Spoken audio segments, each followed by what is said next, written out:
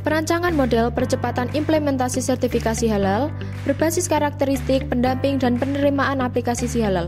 Guna penguatan kapasitas pendamping proses produk halal adalah penelitian dengan skema 2 tahun di mana di tahun pertama dilakukan pengujian secara kuantitatif berbasis kuesioner yang disebar pada pendamping proses produk halal. Hasil penelitian di tahun pertama adalah sebuah model yang menyatakan adanya hubungan dari karakteristik pendamping, aktualisasi pendamping, dan pandangan terhadap PU, serta aplikasi halal dengan penerimaan sertifikat halal. Adapun setelah dilakukan pengujian melalui SAM-PLS terhadap inner model maupun goodness of fit, maka didapatkan data yang tercaji seluruh variabel konstruk berhubungan positif sehingga saling mendukung terhadap variabel yang lain. Sehingga dapat disimpulkan bahwa model percepatan ini didapatkan sebagai alat bantu dalam meningkatkan penerimaan sertifikasi halal gratis yang dilakukan oleh BPJPH.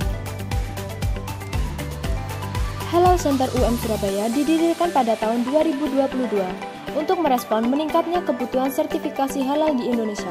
Mereka telah mendampingi 288 pelaku usaha dan menghasilkan 190 sertifikat halal.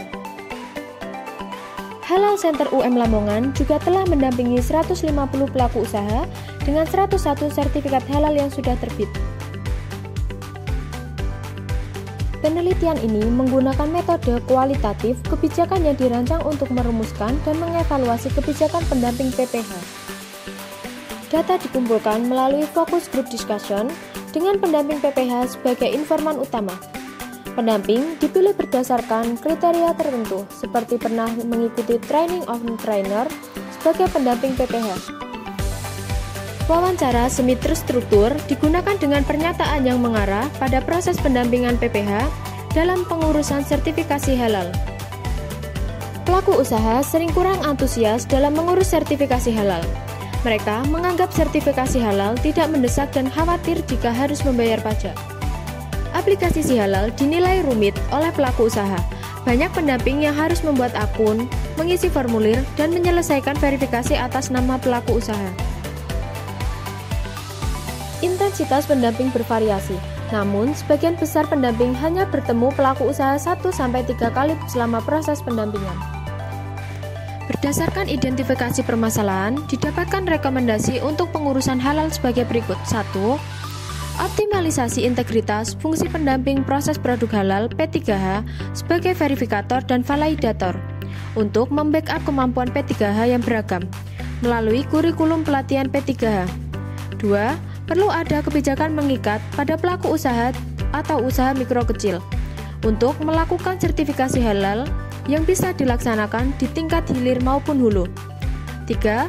Peningkatan literasi digitalisasi para pelaku usaha untuk meningkatkan kapasitas pelaku usaha dalam membangun kesadaran dalam mengajukan sertifikat halal. 4. Instansi terkait selalu mengupgrade aplikasi halal agar semakin mudah bisa dijalankan oleh siapapun, khususnya pelaku usaha, sehingga siapapun yang membuka akan siap untuk mengaplikasikannya.